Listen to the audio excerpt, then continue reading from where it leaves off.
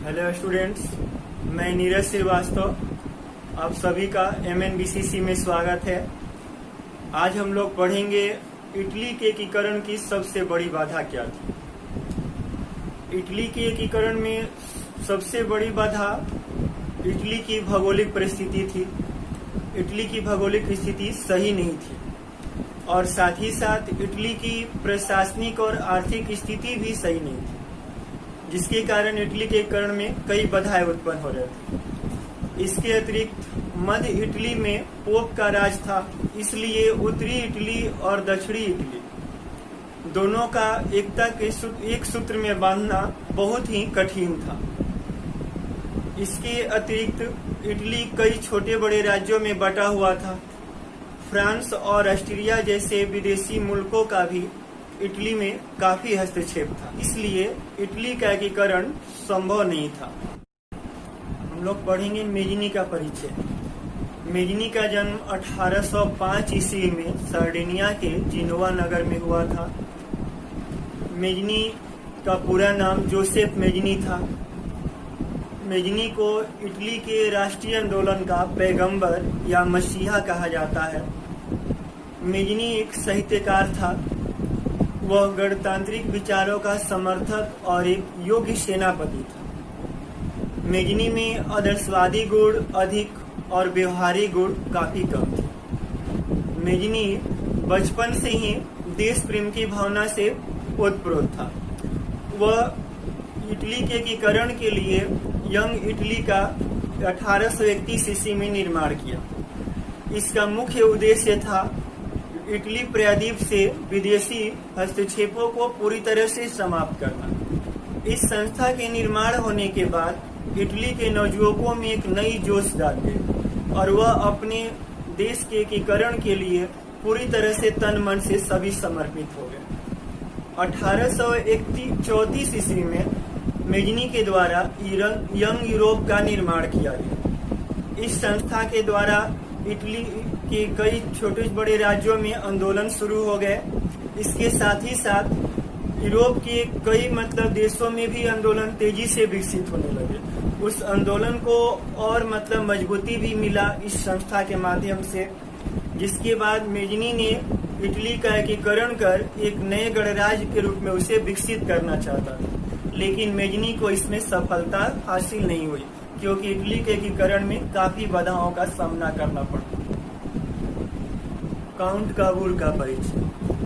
Count काबूर जो था एक सफल कूटनीतिज्ञ था। काउंट काबूर का जन्म 1819 ईस्वी में हुआ था। वह सार्डिनिया के प्रधानमंत्री बनने के पहले एक पत्रकार था। वह काफी व्यवहारिक व्यक्ति था। वह सफल कूटनीतिज्ञ एवं राष्ट्रवादी भावनाओं से पूरी तरह से भरा हुआ था। उस समय इटली को जैसा राजनीतिज्ञ की जरूरत थी, उस तरह काबूर में सारे गुण भरा हुआ था। काबूर इटली के एकीकरण के लिए पूरी तरह से महत्वपूर्ण योगदान अपना निभाया।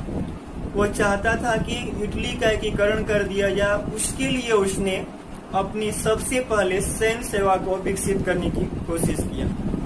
इस सैन्य शक्ति को मजबूत किया और सैन्य शक्ति को मजबूत करने के बाद उसने सबसे बड़ी बाधा इटली के एकीकरण में ऑस्ट्रिया को माना और ऑस्ट्रिया को परास्त करने के लिए उसने फ्रांस के साथ हाथ मिलाया।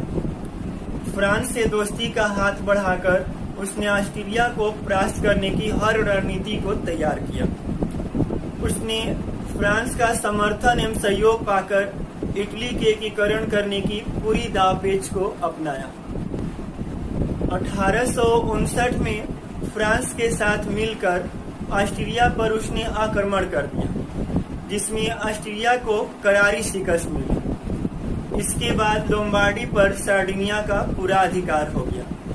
इटली के कई छोटे बड़े राज्य सार्डिनिया में मिल गए। इस तरह काबूर अपनी कूटनीति में काफी सफल हुआ और सफलता के बाद उसने इटली का बहुत छोटे बड़े राज्यों को एक में कर दिया। अतः इस प्रकार इटली के एकीकरण में काबूर को काफी सफलता प्राप्त हुई। गैरिबाल्डी का परिचय।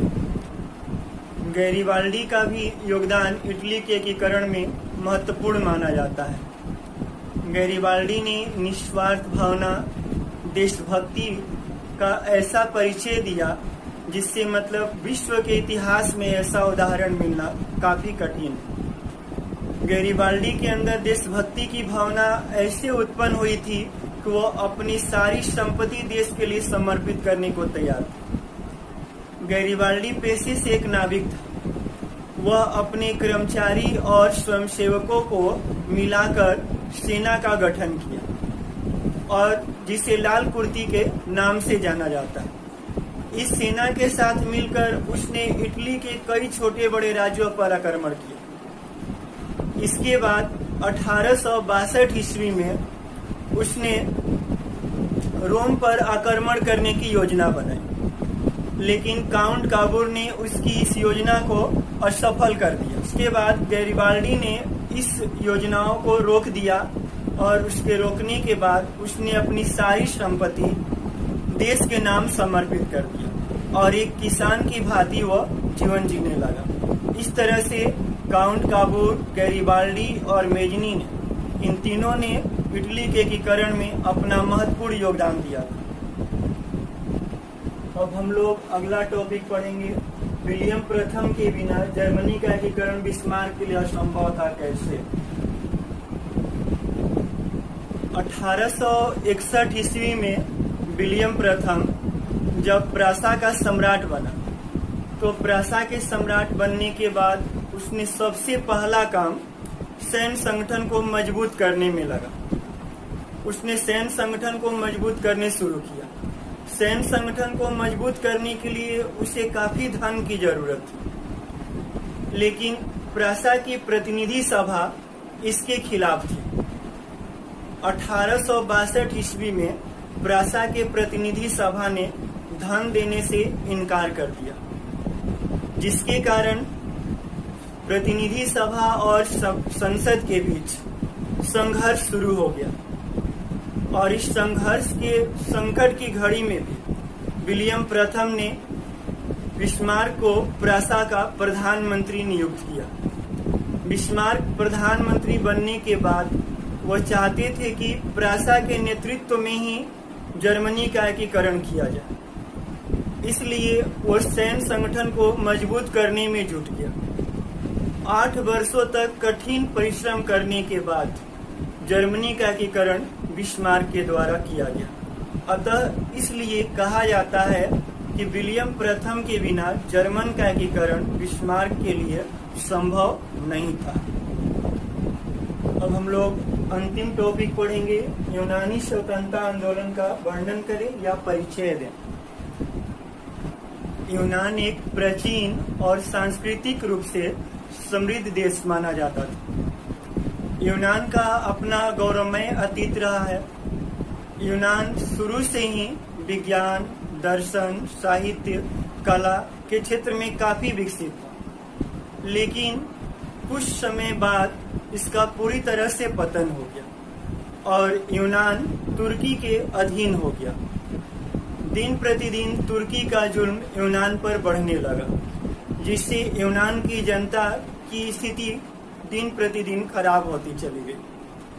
18वीं शताब्दी में जब तुर्की की शासन शक्ति कमजोर होने लगी, तो उसे यूरोप के मरीज के नाम से जाना गया। जब फ्रांसीसी क्रांति शुरू हुई, तो फ्रांसीसी क्रांति के देखते हुए यूनान में भी राष्ट्रवादी आंदोलन तेजी से विकसित हो गई और अपने देश की आजादी के लिए यूनान के लोग जी जान से लड़ने लगे। इसके बाद यूनान में कई क्रांतिकारी संगठन का निर्माण भी किया गया, जिसका एक मुख्य उदाहरण हितेरिया फिलाइक भी था। हितेरिया फिलाइक नामक संस्था का निर्माण किया गया। इस संस्था का निर्माण ओडिशा नामक स्थान पर की गई थी, जिसका मुख्य उद्देश्य यूनान से तुर्की शासन को जड़मूल से समाप्त करना था। लॉर्ड बायरन, जो इंग्लैंड का एक महान कवि थे, उन्होंने भी यूनान की आजादी में अपना महत्वपूर्ण भूमिका निभाया।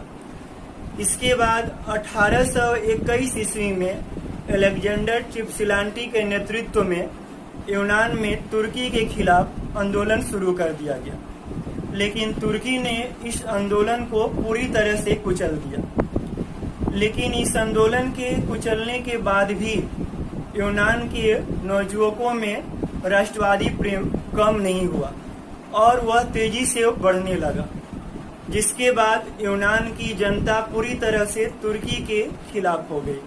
1826 ईस्वी में यूनान के समर्थन में रूस और ब्रिटेन दोनों उतर गए।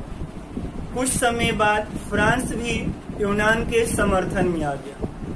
1827 ईस्वी में ब्रिटेन, फ्रांस और रूस ने मिलकर तुर्की पर आक्रमण कर दिया, जिसमें तुर्की को करारी शिकस्त मिली। इसके कुछ समय बाद 1829 ईस्वी में तुर्की के साथ एड्रियानोपोल की संधि की गई। इस संधि की कुछ शर्तें रखी गई थी और इसके कुछ समय बाद कुस्तुनतुनिया की संधि के द्वारा 1832 ईस्वी में यूनान को पूरी तरह से आजादी दे दी गई। अर्थात 1832 ईस्वी में यूनान एक पूर्ण स्वतंत्र राष्ट्र के रूप में उभर कर सामने आया।